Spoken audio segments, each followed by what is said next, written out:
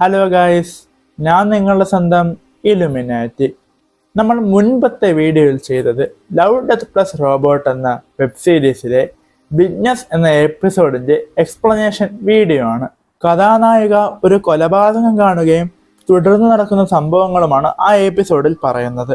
Time loop എന്ന കൺസെപ്റ്റാണ് ഈ എപ്പിസോഡിൽ പ്രധാനമായും വരുന്നത്. ഈ എപ്പിസോഡിന്റെ എക്സ്പ്ലനേഷനിൽ ഈ വെബ് സീരീസിലെ ഒരുപാട് രംഗങ്ങൾ നമ്മൾ ചേർത്തതിനാൽ കോപ്പിറൈറ്റ് മൂലം ആ വീഡിയോ യൂട്യൂബിൽ നിന്ന് റിമൂവ് ആയിപ്പോയി. അതിന് പ്രതിഷേധം എന്ന പോലെ ഞാനിന്ന് പറയാൻ പോകുന്നത് ടൈം ലൂപ്പുമായി ബന്ധപ്പെട്ട അഥവാ ടൈം ലൂപ്പ് എന്ന കൺസെപ്റ്റ് പ്രധാനമായി വരുന്ന കുറച്ച് സിനിമകളെ പറ്റിയാണ്. നമുക്ക് ആ സിനിമകൾക്ക് ഒന്ന് പരിചയപ്പെടാം. അപ്പോൾ let's go to the video.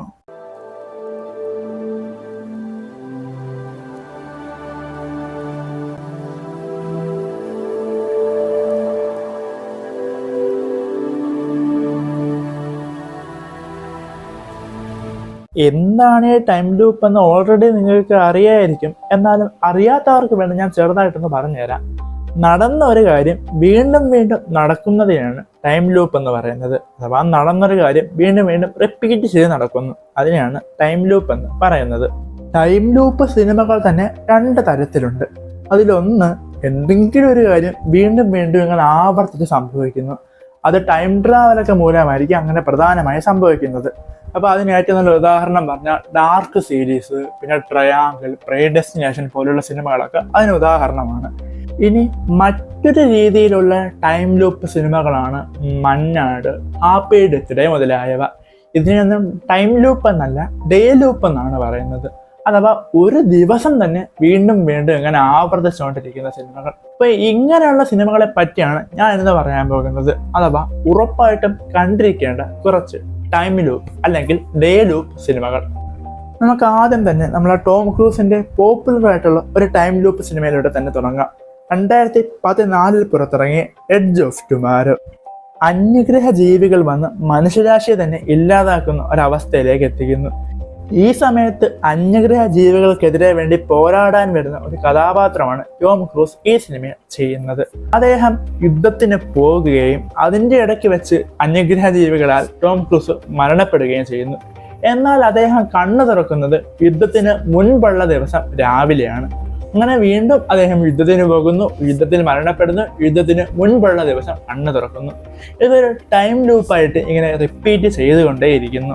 എന്തുകൊണ്ട് ടോം ക്രൂസ് ഇങ്ങനെയുള്ള ഒരു ടൈം ലൂപ്പിൽ പെട്ടുപോയതെന്നും അദ്ദേഹത്തിന് അന്യഗ്രഹ ജീവികളെയൊക്കെ തുടച്ചു നീക്കി ഭൂമിയെ രക്ഷിക്കാൻ പറ്റുമോ എന്നൊക്കെയാണ് സിനിമയിൽ പറയുന്നത്. വളരെ മികച്ച ഈ സിനിമ എല്ലാവരും കണ്ടിരിക്കാൻ സാധ്യതയുണ്ട്. കാരണം അത്രയ്ക്ക് പോപ്പുലർ ആണ് ഈ സിനിമ. നിങ്ങൾ ഇതുവരെയായിട്ടും ഈ സിനിമ കണ്ടിട്ടില്ലെങ്കിൽ ഉറപ്പായിട്ടും ഒന്ന് കണ്ടു നോക്കാൻ ശ്രമിക്കുക.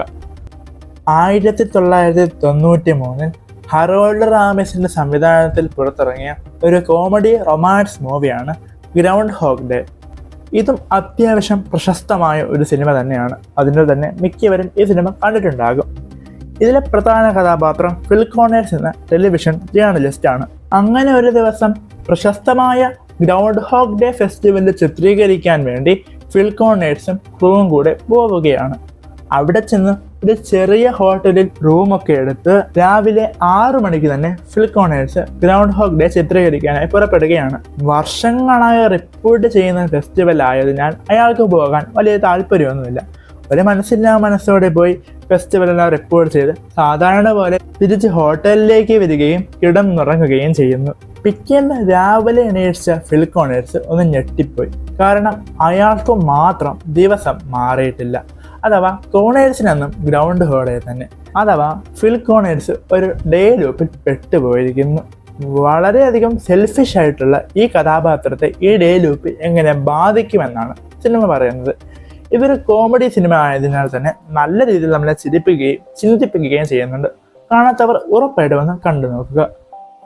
2011 പുറത്തിറങ്ങിയ ഒരു ത്രില്ലർ മിസ്റ്ററി ഹൊറർ മൂവിയാണ് എൻ്റർ നോവെയർ. പരസ്പരം പരിചയമില്ലാത്ത 3 പേർ പലവിധ കാരണങ്ങളാൽ ഒരു കാട്ടിൽ ഉപേക്ഷിക്കപ്പെട്ട ഒരു ക്യാബിനിൽ എത്തിപ്പെടുന്നു. അവർ 3 പേരും കൂടി എങ്ങനെയൊക്കെ അവിടുന്ന് പുറത്തു കടക്കാൻ ശ്രമിച്ചാലും അവർ ആ ക്യാബിനിൽ മാത്രമേ തിരിച്ചെത്തുന്നുള്ളൂ. അഥവാ അവരൊരു കെണി പോലെ ഒരു ടൈം ട്രാപ്പിൽ പെട്ടുപോയിരിക്കുകയാണ്. അവർ എങ്ങോട്ടിറങ്ങി ഓടിയാലും അവർ തിരിച്ച് ആ ക്യാബിനിൽ തന്നെ എത്തുന്നു. പരസ്പരം ഒരു ബന്ധവുമില്ലാത്ത അവർ എങ്ങനെയായിരിക്കും ഇങ്ങനെ ഒരു കെണിയിൽ വന്ന് പെട്ടുപോയത്? ഇനി അവർ തമ്മിൽ എന്തെങ്കിലും ബന്ധം കാണുമോ? എന്തായിരിക്കും ഇതിന്റെയൊക്കെ പിന്നിൽ? ഇതിനെപ്പറ്റിയൊക്കെയാണ് 2011 പുറത്തിറങ്ങിയ ഈ സിനിമ ചർച്ച ചെയ്യുന്നത്. നിങ്ങൾ കണ്ടിട്ടില്ലെങ്കിൽ ഉറപ്പായിട്ടും ഈ സിനിമയൊന്ന് കണ്ടു നോക്കുക. അടുത്തത് നാച്ചോയ് വികലാണ്ടയുടെ സംവിധാനത്തിൽ 2007 പുറത്തിറങ്ങിയ ഒരു ത്രില്ലർ സൈഫൈ ചിത്രമാണ്. സിനിമയുടെ പേര് ടൈം ക്രൈംസ്. ഈ സിനിമ അങ്ങനെ ഒരുപാട് പേർ കാണാൻ സാധ്യതയില്ല, കാരണം ഇതൊരു സ്പാനിഷ് ചിത്രവുമാണ്. കൂടാതെ ഈ ചിത്രം 18 വയസ്സിന് മുകളിലുള്ളവർക്ക് മാത്രമേ കാണാൻ അനുവാദമുള്ളൂ, കാരണം ഈ സിനിമയിൽ അങ്ങനെ പല കണ്ടന്റുകളും അടങ്ങിയിട്ടുണ്ട്. പുതുതായി വീട്ടിലേക്ക് താമസം മാറിയ നമ്മുടെ കഥാനായകൻ ബൈനോക്കുലറിലൂടെ ചുറ്റിനും നിരീക്ഷിക്കുമ്പോൾ അദ്ദേഹം ഒരു കാഴ്ച കാണുന്നു.